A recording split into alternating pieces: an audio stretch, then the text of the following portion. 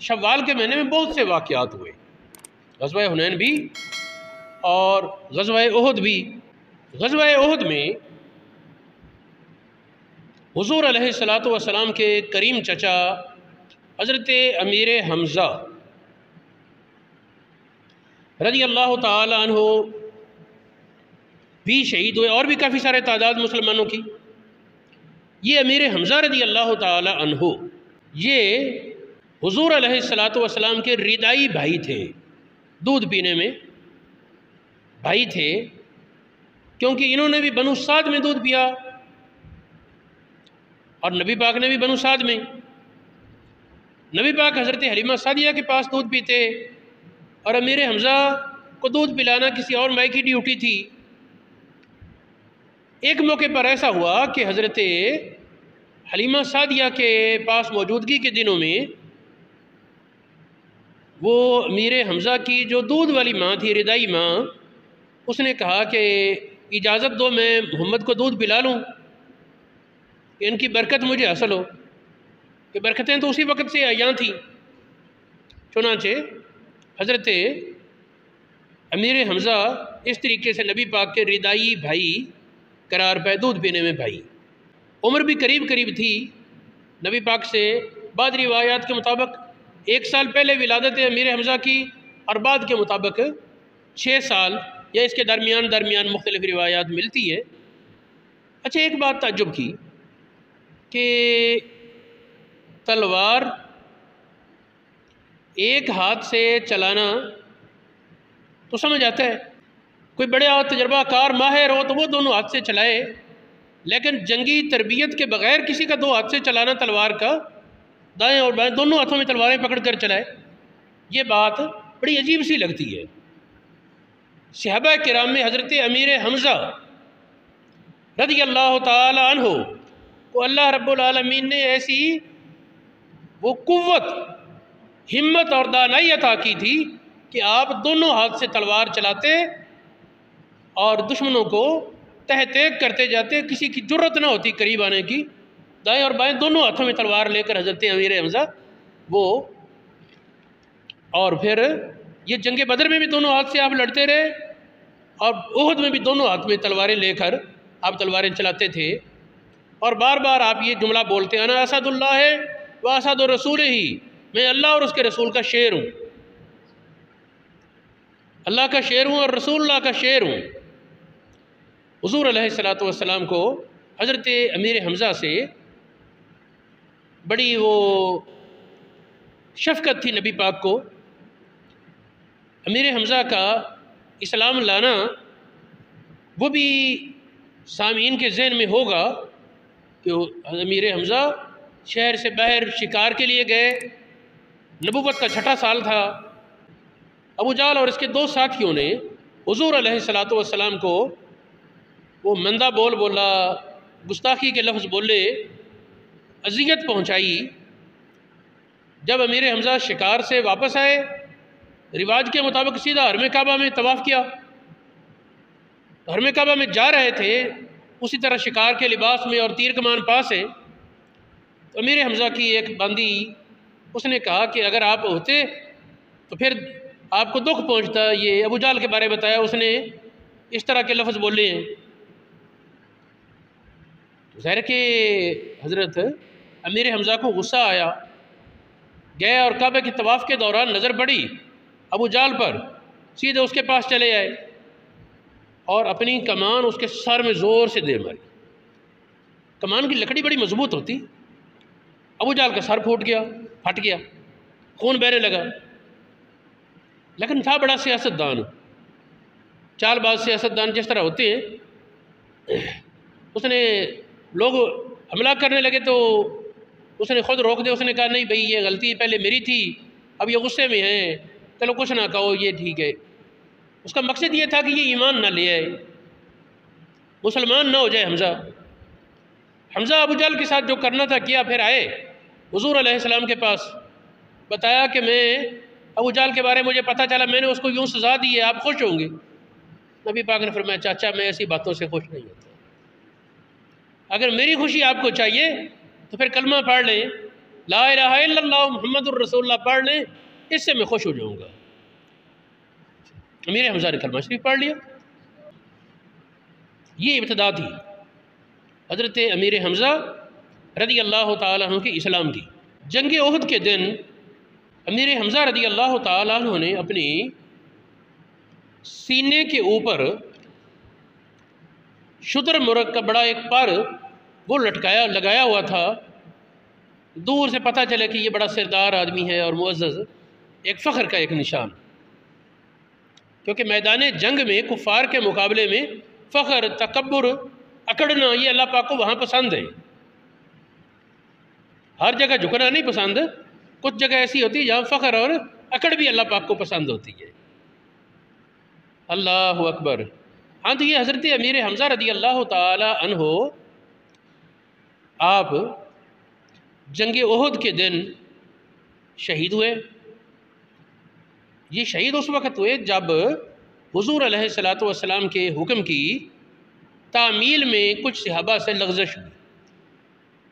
نبی پاک صلی اللہ علیہ وآلہ وسلم نے میدان احد کے جس مقام پر نبی پاک تھے وہاں سے بائیں جانب ایک پہاڑی ہے جس کا نام ہے عینین۔ اب وہ معلوم ہے کہ یہ پہاڑی ہے۔ اس پہاڑی پر حضور علیہ السلام نے 50 تیر اندازوں کا دستہ مقرر کیا اور انہیں حکم فرمایا کہ ہمیں فتح ہو، شکست ہو، یا تم یہ دیکھو کہ ہمارے جسموں کو پرندے نوچ گئے، جب تک میں حکم نہ دوں تم نے اس پہاڑی کو، ٹیلے کو چھوڑنا نہیں۔ فرمایا کہ تمہاری طرف سے حملے کا خطرہ ہے، پچھلے طرف سے، کہ ہم ادھر جنگ لڑ رہے ہوں، پیچھے سے دشمن حملہ کر سکتا ہے، تو تمہاری طرف سے حملہ نہ ہو، آگے ہم سنبھال لیں گے۔ جنگ کے ابتدا میں جو ہی جنگ شروع ہوئی، کفار کے قدم اکھڑے، چند کفار قتل ہوئے اور میدان چھوڑ کر بھاگے۔ تھوڑی دیر گزری، اس وقت کی کافر فوج میں موجود ایک بڑا بہادر جرنیل تھے، نام تھا خالد بن ولید، بعد میں مسلمان ہو کر اسلام کی بڑی خدمات کی، اس وقت تک یہ کافر تھے۔ تو آتی انہوں نے جائزہ لے لیا کہ اگر یہ والا نا پہاڑی خالی ہوتے اس طرف سے حملہ کیا جائے تو اس طریقے مسلمانوں کے لشکر کو بڑا نقصان پہنچایا جا سکتا ہے۔ اس وقت تو وہاں 50 لوگ تھے۔ جب کافر بھاگے میدان چھوڑ کر تو وہ اس پہاڑی پر موجود لوگوں نے کہا ہم بھی جائیں، مال غنیمت لوٹیں۔ ان کے جو سربراہ تھے عبداللہ بن جبیر، انہوں نے روکا، انہوں نے کہا نبی پاک نے اتنی تاکید کی ہے تو ہمیں یہاں چھوڑنے کی اجازت نہیں۔ لیکن ان سے لغزش ہوئی، ان 50 میں سے 40 لوگ وہ اس مقام کو چھوڑ کر قافلہ لوٹنے والوں میں شامل ہو گئے، کافروں کے لوٹ مار کرنا، اور بھاگ رہے تھے آگے آگے کافر یہ پیچھے سے۔ اب اچانک جب وہ ابو خالد بن ولید کے ساتھیوں نے دیکھا کہ پہاڑی خالی ہو گئی تو پچھلی جانب سے انہوں نے حملہ کیا اور پھر مسلمانوں پر شدید حملے ہوئے، بہت زیادہ نقصان پہنچایا گیا۔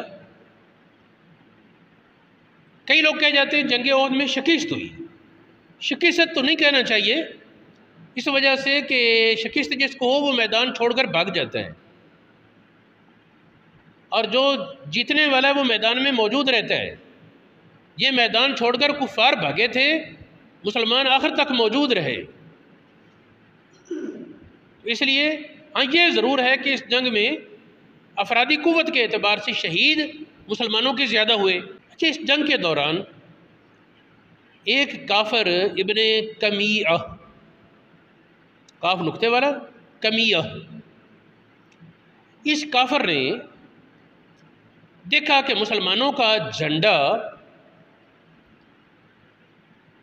جس آدمی کے ہاتھ میں تھا، ان کا نام تھا مصعب بن عمیر، مصعب بن عمیر کے ہاتھ میں جھنڈا ہے، اور ان کی شکل صورت کچھ نبی پاک سے ملتی جلتی تھی۔ مصعب کی شکل کچھ نبی پاک سے ملتی جلتی تھی۔ ابن کمیہ نے سمجھا کہ یہ محمد ہیں، اس نے حملہ کیا، مصعب شہید ہو گئے، اور اس نے رولا ڈال دیا میں نے محمد کو قتل کر دیا۔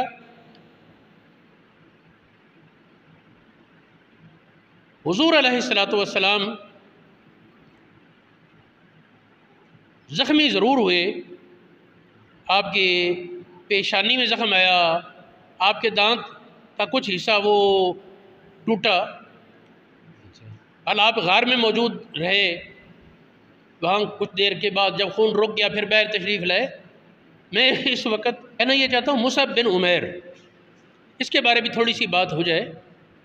یہ اپنے ماں باپ کا اکلوتا بیٹا تھا اور دولت کی بہتات تھی، اتنا زیادہ لاڈ پیار تھا کہ ایک بار جو کپڑے پہن لیتے، ایک بار جو سوٹ پہنے وہ دوبارہ نہیں پہننا، اور سلائی کے لیے ان کے درزی بیٹھے رہتے سینے والے، صبح کو جو پہنا ہے وہ شام کو اتار دیا، اب دوبارہ نہیں لینا، شام کو نیا سوٹ صبح اتار دیا دوبارہ نہیں پہننا، اور کپڑا بھی قیمتی قسم کا، بڑا قیمتی لباس اور بڑے نفیس مزاج۔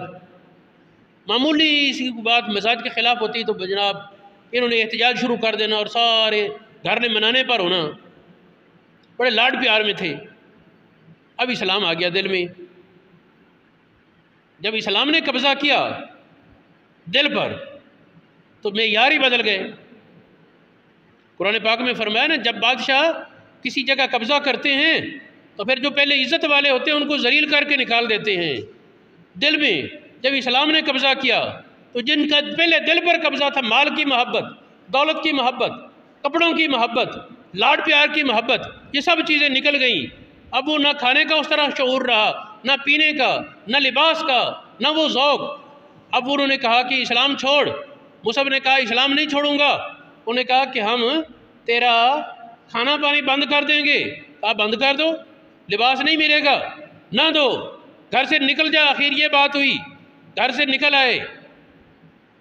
اور پھر ایک وقت آیا کہ ان کے وہ ازار اور ردا میں، ان کی چادروں میں، ان کے کپڑوں میں 13 پیوند تک لگے ہوتے، کپڑا پھٹ جانا اسی کو پیوند لگا، لیکن مطمئن خوش۔ اسلام کی لذت، جس لذت کو وہ عمدہ کپڑوں میں تلاش کرتے تھے، جس لذت اور ذوق کو عمدہ کھانوں میں تلاش کرتے تھے، جس لذت اور ذوق اور خوشی کو لاڈ پیار میں تلاش کرتے تھے، وہاں تو نہ ملا، وہ جھوٹا تھا۔ جب سچی لذت نصیب ہو گئی تو ہر چیز پیچھے رہ گئی۔ حضور علیہ السلام نے ایک دن دیکھا اور فرمایا کہ مصعب وہ ہے جس نے اللہ اور رسول کی رضا کے لیے دنیا جہان کی نعمتوں کو ٹکرا دیا۔ جب اہل مدینہ مسلمان ہونے شروع ہوئے، ہجرت سے پہلے کی بات ہے، تو مصعب بن عمیر ان کو نبی پاک صلی اللہ علیہ وسلم نے معلم اور مبلغ بنا کر مدینہ شریف بھیجا، لوگوں کو قرآن پاک کی تعلیم دیں اور اسلام کی دعوت دیں۔ اہل مدینہ نے مشورہ کیا کہ مسلمانوں کو 7 دن میں کسی دن اکٹھے ہو کر تقریر کرنی چاہیے، بیان ہونا چاہیے مل کر، اس طرح اسلامی ذہنی تربیت ہوگی اسلام کے حوالے سے۔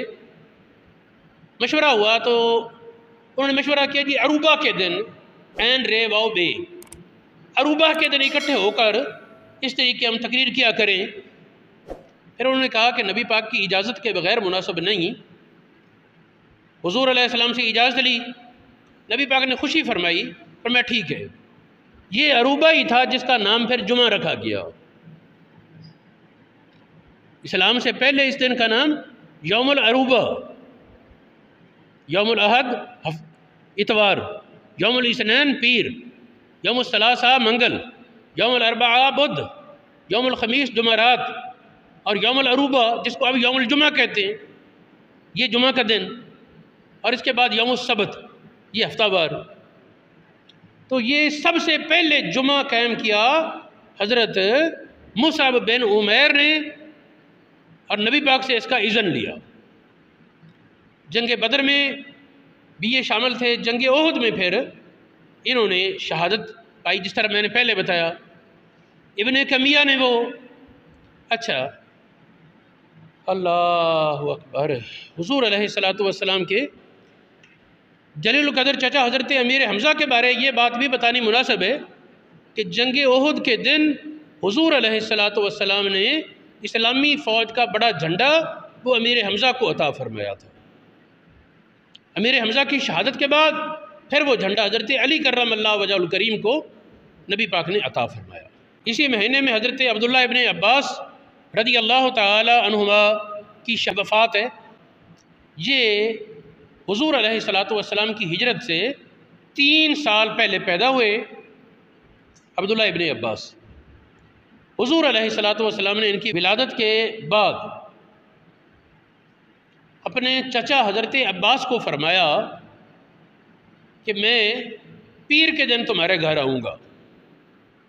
پیر کے دن نبی پاک صلی اللہ علیہ وسلم تشریف لائے حضرت عباس کے گھر، اور عبداللہ ابن عباس جو نومولود بچہ تھا اٹھایا اور پھر خوشخبریاں دے کر اپنے چچی کے حوالے کیا کہ یہ لو، اس کی اولاد سے یہ ہوگا وہ ہوگا، اور بڑی خوشخبریاں عطا کی۔ عبداللہ ابن عباس رضی اللہ تعالی عنہما یہ بڑے ذہین، سمجھدار، معاملہ فہم اور مزاج شناس تھے نبی پاک صلی اللہ علیہ وسلم کے۔ ایک موقع پر حضور علیہ الصلوۃ والسلام نے کچھ پیا، پینے کے بعد پاس جو لوگ تھے، دائیں طرف نبی پاک کے حضرت عبداللہ ابن عباس تھے اور آگے کچھ بوڑھے صحابہ تھے۔ حضور علیہ السلام نے عبداللہ ابن عباس سے فرمایا کہ کاکا اگر تم اجازت دو تو اپنا یہ تبرک میں ان بوڑھے صحابہ کو دے دوں۔ عرض کی یا رسول اللہ اگر مجھ سے کہتے ہو تو میں تو اپنا حصہ جو آپ سے مجھے ملتا ہے وہ کسی اور کو دینے پر راضی نہیں، جو آپ کی برکت مجھے مل سکتی ہے تو پھر وہ میں ہی لینا چاہتا ہوں۔ نبی پاک نے فرمایا ہاں تیرا ہی استحقاق ہے۔ وہ پیالہ پکڑایا، پھر دعا دی، اللہم فقہہ فی الدین، یا اللہ اس کو دین کا فقیہ بنا دے۔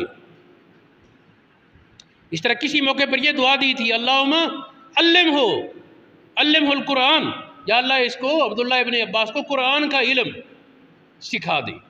یہ حضرت عبداللہ ابن عباس رضی اللہ تعالی عنہما آپ کا جنازہ یہ 68 ہجری میں عبداللہ ابن عباس فوت ہوئے، تو ان کا جنازہ یہ حضرت علی کرم اللہ وجہ الکریم کے بیٹے محمد بن حنفیہ نے پڑھایا، اور بیان یہ کیا تھا اس وقت، اليوم مات ربانی هذه الامہ، آج کے دن اس امت کا بڑا رب والا عالم فوت ہوا، بڑا عالم ربانی وہ فوت ہوا۔ حبر الامہ، امت کا بہت بڑا عالم، یہ ان کا لقب مشہور تھا۔ عبداللہ ابن عباس رضی اللہ تعالی عنہما بڑے عالم تھے، مجتہد تھے، فقیہ تھے۔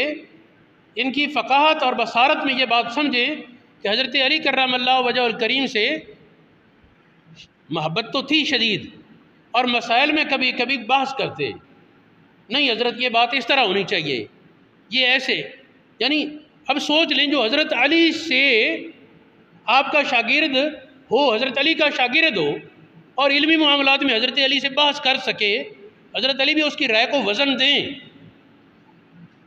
چنانچہ ایک موقع پر حضرت علی نے کہا تھا کہ لگتا ہے عبداللہ ابن عباس اور علم غیب کے درمیان ایک باریک پردہ ہے، جب چاہتا ہے عبداللہ اٹھا کر دیکھ لیتا ہے۔ یعنی یہ بہت بڑی بات ہے۔ تو یہ عبداللہ ابن عباس حضرت علی کرم اللہ وجہ الکریم کی شہادت کے بعد باقی زندگی انہوں نے سیاست میں پھر دخل نہیں رکھا۔ اب طائف کے مقام پر جا ٹھہرے، طائف کے مقام پر رہائش پذیر ہو گئے۔ یہ عبداللہ ابن عباس اور ان کے بھائی یہ 5 لوگ تھے۔ سب سے بڑے بیٹے جو تھے عباس کے، ان کا نام تھا فضل بن عباس، دوسرے عبداللہ بن عباس، تیسرے عبید اللہ بن عباس، ایک قسم بن عباس تھے اور ایک معبد بن عباس تھے۔ یہ 5 بھائی، ان کے بارے مشہور ہے کہ ان کی آپس میں وہ اخوت مروت تو تھی، لیکن ایسی مثال کہ ایک باپ کے 5 بیٹوں کی قبریں اتنی دور دور ہوں، یہ بھی نہیں۔ ایک کی افریقہ میں قبر ہے، اور ایک کی یہ ہمارے بخارا سمرقند کے علاقے میں، کسی کی ملک شام کی ترکی والے حدود پر، کسی کی مکہ معظمہ میں، تو اس طریقے دور دور ان کی قبریں تھیں۔ خیر، یہ عبداللہ ابن عباس اور عبید اللہ بن عباس۔ عبید اللہ یہ 1 سال چھوٹے تھے عبداللہ بن عباس سے۔ حضرت علی کرم اللہ وجہ الکریم کی شہادت کے بعد ان دونوں نے مکہ شریف کے قریب طائف میں مقام اختیار کیا، طائف میں رہائش کر لی، اور پھر دنیا بھر سے علم کا مرجع بن گئے کہ امام حسین تو جلدی شہید ہو گئے، اور پھر اتنے قد کاٹ کا عالم جس کی طرف سارے رجوع کر سکیں اور کوئی تھا نہیں۔ کئی اور علماء موجود تھے، لیکن مرجعی جس طرح یہ بنے، علمی فیضان جس طرح ان کا جاری ہوا، جس طرح ان کو نبی پاک کی خاص دعا تھی، علم کتاب کی، علم حکمت کی، علم دین کی، اس کی برکت کا اثر ہوا کہ روٹین یہاں تک آ پہنچی کہ صبح کی اذان کے بعد طائف میں ان کے دروازے پر 500 گھوڑے روزانہ ہوتے۔ ان گھوڑوں پر پورے عرب سے اور دور دراز سے سائلین آتے۔ جو فجر کی نماز سے پہلے پہنچایا اس کو آج جواب ملے گا، جو فجر کی نماز کے بعد پہنچا اس کی باری کل، شام کو پہنچ جائے، کل پہنچائے، رات میں پہنچائے، فجر کی اذان سے پہلے فجر کی جو ہی اذان ہوتی شروع وقت میں جماعت کرا دیتے، اس کے بعد بیٹھ جاتے۔ اب اعلان ہوتا، سب سے پہلے وہ لوگ ہیں جنہوں نے تفسیر کے بارے پوچھنا ہے، تفسیر کے متعلق سوال کرنے والے آ جاتے۔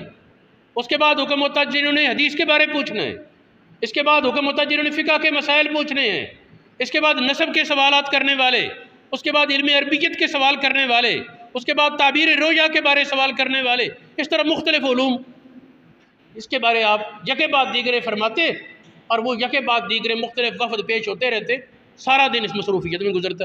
اب واضح بات ہے جب لوگ آئیں انہیں کھانا پینا تو چاہیے نا۔ تو عبداللہ بن عباس کے جو چھوٹے بھائی تھے عبید اللہ بن عباس، وہ تاجر تھے، اور انہوں نے کھانے کا اہتمام کیا ہوا تھا کہ جتنے مہمان آئیں سب کو وہ عمدہ کھانا کھلاتے، اور کوئی ضرورت مند ہوتا تو اسے خرچہ بھی دیتے۔ یہ عبید اللہ بن عباس۔ کہنے کا مقصد یہ ہے کہ یہ حضور علیہ الصلوۃ والسلام کے چچا عباس کے بیٹے ہیں عبداللہ بن عباس۔ عبداللہ بن عباس رضی اللہ تعالی عنہ مجمع البحار میں موجود ہے۔ آپ ایک دن کہنے لگے، لوگ سمجھتے ہیں کہ اللہ رب العالمین کے قرب کا مطلب ہوتا ہے پاس دنیا نہ ہو، یہ لوگوں کی سوچ غلط ہے، اگر ہو اللہ کی رضا کے لیے تو کوئی حرج نہیں۔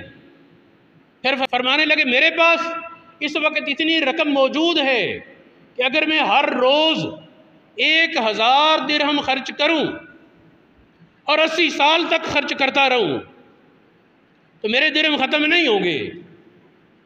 لوگوں نے پتہ نہیں دین کا کیا مطلب سمجھ رہے ہیں کہ دین والا اور قرب والا وہ ہوتا ہے جو فل فقیر ہو۔ اسلام نے یہ تعلیم نہیں دی رہبانیت کی، اسلام کی تعلیم ہے ربنا آتنا فی الدنیا حسنہ وفی الآخرۃ حسنہ، دنیا کی بھی بھلائی مانگو، آخرت کی بھی بھلائی مانگو، اور آگ کے عذاب سے پناہ۔ تو عبداللہ ابن عباس نے یہ تعلیم دیتی ہوئے بات ارشاد فرمائی۔ ابن عباس رضی اللہ تعالی عنہ فوت ہونے لگے نا، تو اس دور میں ایک گروہ ایسا تھا جو حضرت علی کے نام سے چڑھتا اور آپ کے نام سے نفرت کرتا، بغض رکھتا۔ ظاہر علی سے بغض کا معنی منافقت ہے، علی سے بغض کا معنی منافقت ہے۔ حضرت علی کے نام سے کچھ چڑھنے والے آ گئے۔ جب عبداللہ ابن عباس کی آخری وقت آیا نا تو آپ کہنے لگے، یا اللہ تو گواہ ہو جا میں علی بن ابی طالب کی محبت پر مرنے لگا ہوں، یہ سنا کر۔ اور ایک حدیث پاک میں آتا ہے کہ علی کی محبت وہ ایمان کی سلامتی کی دلیل ہے۔